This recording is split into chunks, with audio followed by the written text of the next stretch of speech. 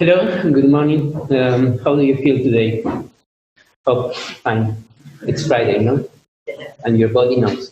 Well, good morning to you all. Thanks for being here. Thanks to the organizers of the Minorities and Philosophy Conference for having me here and to introduce the ideas of Hugo Zemelman. I'm doing my research, and I think, I'm not pretty sure, it's the first time that someone is speaking about Hugo Zemelman in Europe. Also, I need to ask you all a favor. I am not a native English speaker, as you could know now. I need a little bit of effort from your side to understand me. We used to speak Aymara, Mapudungun, Selknam languages in my country, but now we speak just Spanish. I came from Chile, South America. All of this is America, not just this little piece. I will do my best to create an adequate communicative space.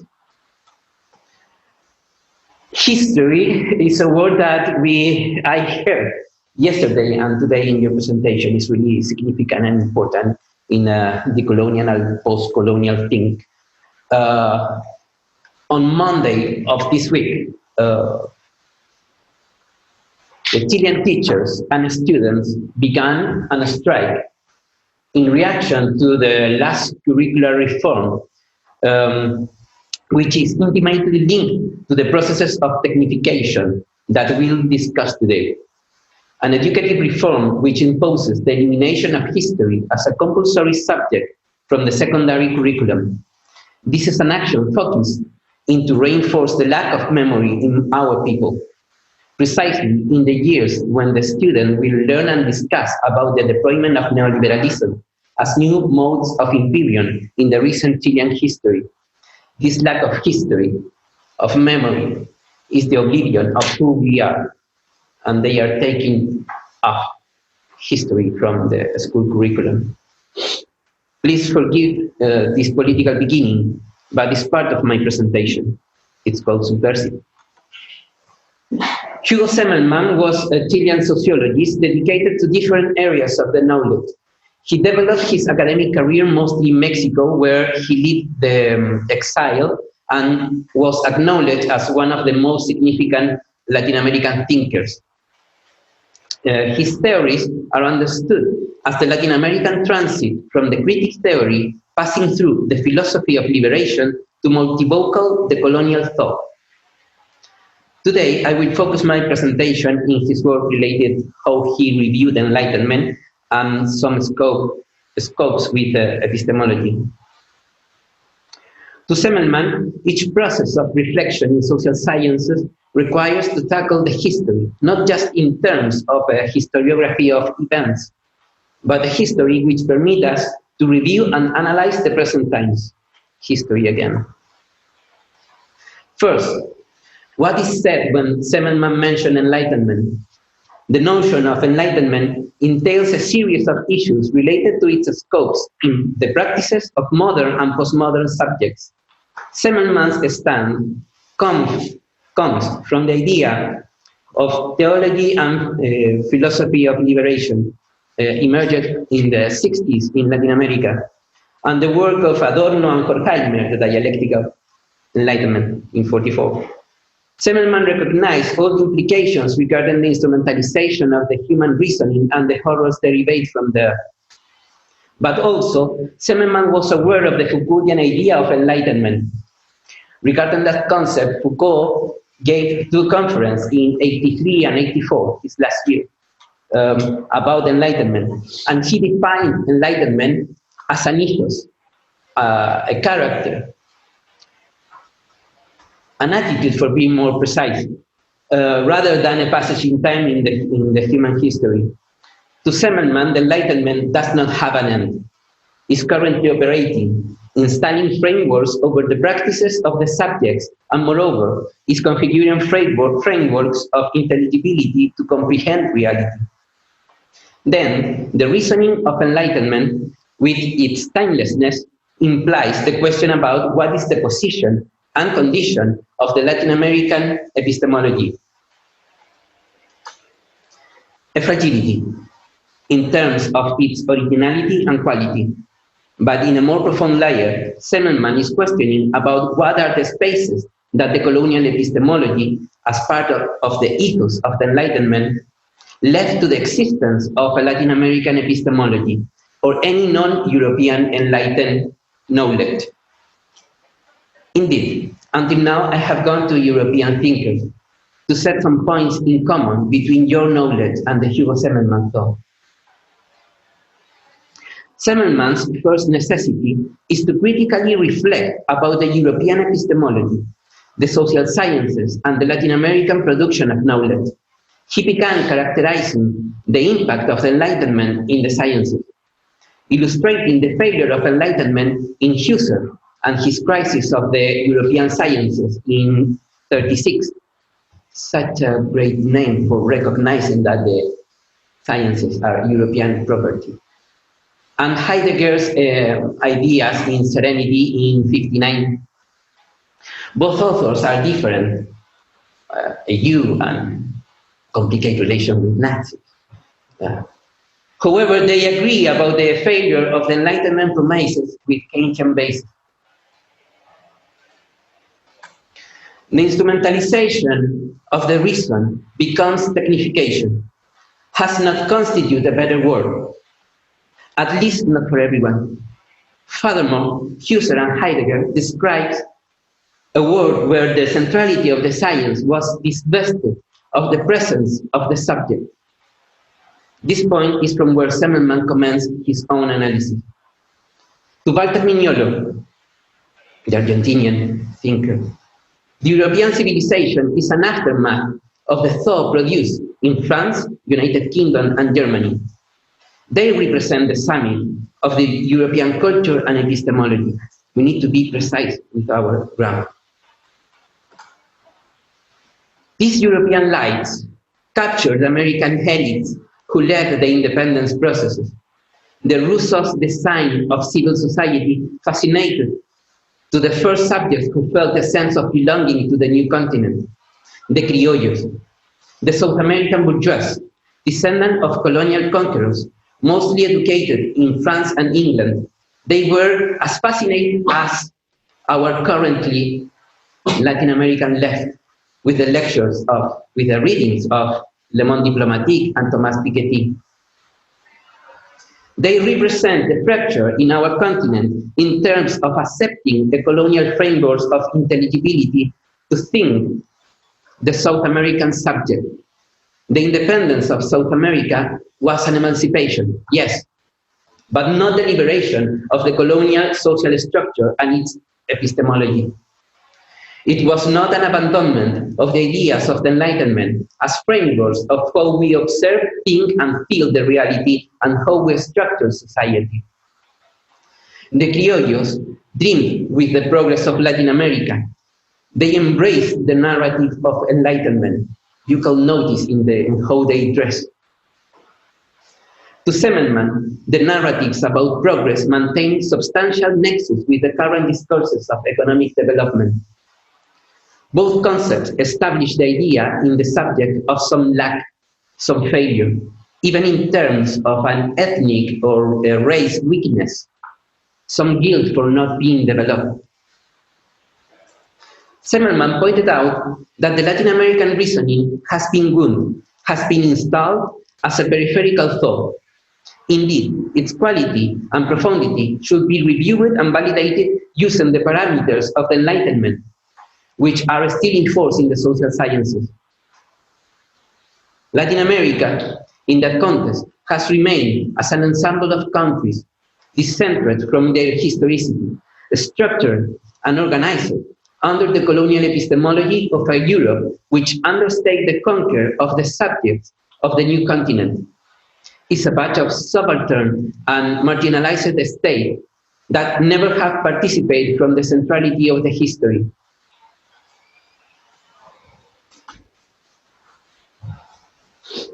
Hegel dedicated chapter to the New World in his lectures about the universal history in 1831, Philosophy of the Universal History.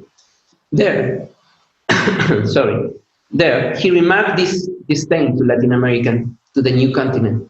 In his colonial perspective, Hegel stated that, regardless that both continents emerged from the ocean at the same time, there exists some geographical immaturity in the American thought, and that explains why Europe must colonize the new continent.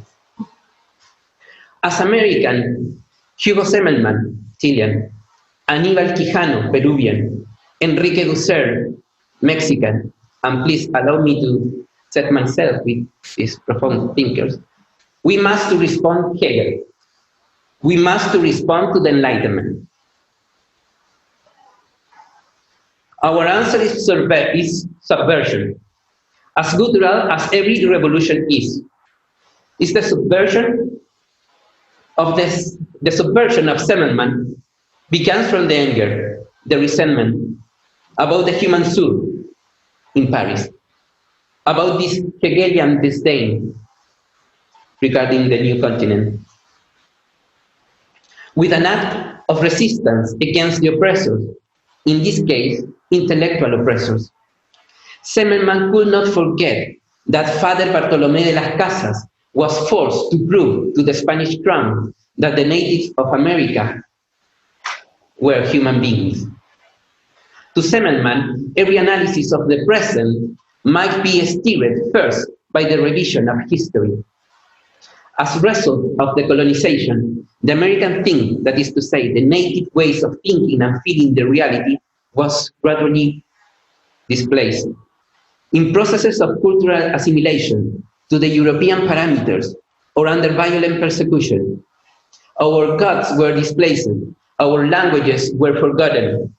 We are no more who we are, who we used to be. An aspect that remarked the precariousness of a free Latin American thinking. Without further notice, we have access to the core of this presentation, to subvert the power of enlightenment. The decolonial thinkers might denature the meaning and senses imposed by the colonial reasoning that advanced with enlightenment. Zemelman's epistemology is looking for subverting the justifications and explanation, avoiding to fall into new forms of domination. This is the nut of the issue in question. Latin American decoloniality also critiques, and sometimes refutes, the critical theories, which maintain a teleology based in processes of emancipation. Habermas, Adorno, Marcuse, Horkheimer could not imagine this level of oppression and submission. The emancipation suggested by critical theory is a value which maintains the colonial structure, as was demonstrated in South American revolutions from the independence processes in the early decades of the 19th century to the Cuban Revolution in the 1958. Being the Haitian Revolution, the first and perhaps the only case of a revolution which pursued a genuine liberation. Zemelman is the Latin American philosopher who triggered a genuine decolonial project. He proposed new theoretical and epistemological parameters that represent the disruption and subversion of the Enlightenment modes of the instrumental reason tradition. In this vein, the Zemelman subversive epistemology should be considered as constituent forms of intelligibility about the reality and the human condition.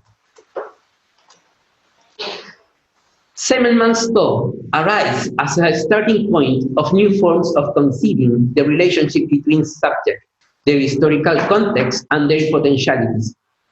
Zemelman suggests an epistemic proposition about the subject. First, the subjects should be understood as such, only from their historicity, comprehended further from their mere narrative becoming. A subject who is and at the same time is historicity, but not historicity that is a receptacle of the discourses of knowledge, but is an active constituent of his reality. How Zemelman surpassed the European modes of reasoning, his answers advance through the ideas that emerge from the intervening of the subject, the historical consciousness, and the historical knowledge. He observed in this triad the possibilities of constructing new conceptualizations about reality and new possible futures that represent a rupture from and against the forces of enlightenment, which configure not only our current reality, is also determining our future. In Hegel's lectures of the universal history underlies some linearity. To Hegel, the American history, in singular, commenced with Columbus, continue with the conquest, and will finish with the Europeanization of the new continent. However, there is no a unique Latin American history. The histories, in plural, are the aftermath of the plurality of subjects with different interests and projects. Indeed, many times our histories have been contradictory. From that perspective, Zemelman intended to eliminate any possible univocity which dominate us, as the narrative of progress did, and the discourses of development does.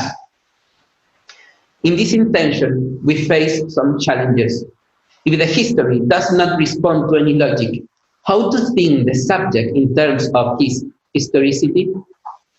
The solution that Zemelman found is to assume the challenge of this act of consciousness, realizing the non-linearity of the history and accept that our future does not respond to any linearity, but a future which genuinely meets the subject's senses.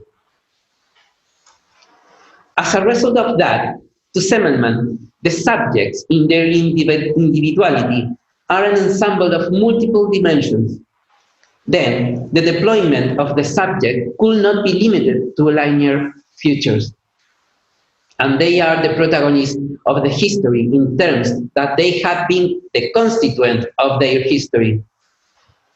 Thus, the history of Latin America emerged from a particular subject and represent the potentialities of the polyphony of realities in multiple directions, not a mere multiplicity of interpretations of a history which steer us to a single and subjugated future, as Hegel proposed. Zemelman offered a Latin Americanist perspective to think the historic cultural subjective process impeded by the colonial Enlightenment, a silence of alternatives that had inherited us the crisis in the frames of intelligibility, a position of fragility and loss of their reflection into instrumental and technique boundaries, frontiers that are limited by origin to analyze the history and future of Europe, not Latin America. Words of Walter Mignolo. For instance, the Enlightenment intelligibility impeded to Latin American intellectuals comprehend the social processes. It led them to think the history and social processes in terms of the surrounding theories, like the critical theory, and not from the subjectivity of the Latin American subjects. They falling short in their comprehension of the Mexican, Chilean, and Nicaraguan processes, which are reviewed by Zemelman. His approaches represent the political action of retrieving the thinkers as a subject in their plenitude, as the constituent of reality, that is to say, a subject with a historical sense of their present, understanding the subjectivity and its deployment as a way to think Latin American history. Zemelman claimed that the first act of liberation involves to the intellectuals in their self. Thus, he formulates a critic epistemology that recognizes the necessity of new forms of intelligibility, new forms of conduce our social research. To the social researchers and students in this room, Zemelman would say, There exist several good descriptions, a lot of libraries of that, and diagnosis about reality. But also exists a profound lack of subjects of supporting those diagnoses to carry out all their potentialities. Zemelman wrote about the existence of an excess of enlightenment and a few social consciousness, too many intelligence in terms of enlightenment, and not too much willingness. The radicalization of Zemelman thought represents processes of epistemic liberation, a perspective which constitutes thinkers with desire of thinking, intellectual in a non-enlightened way, who are capable of surpassing the mere social diagnosis, capable of transcending the profound lack of subjects, and capable of supporting and executing those social diagnoses. That is why the Zemelman epistemology is subversive and militant. Well, thank you for your attention.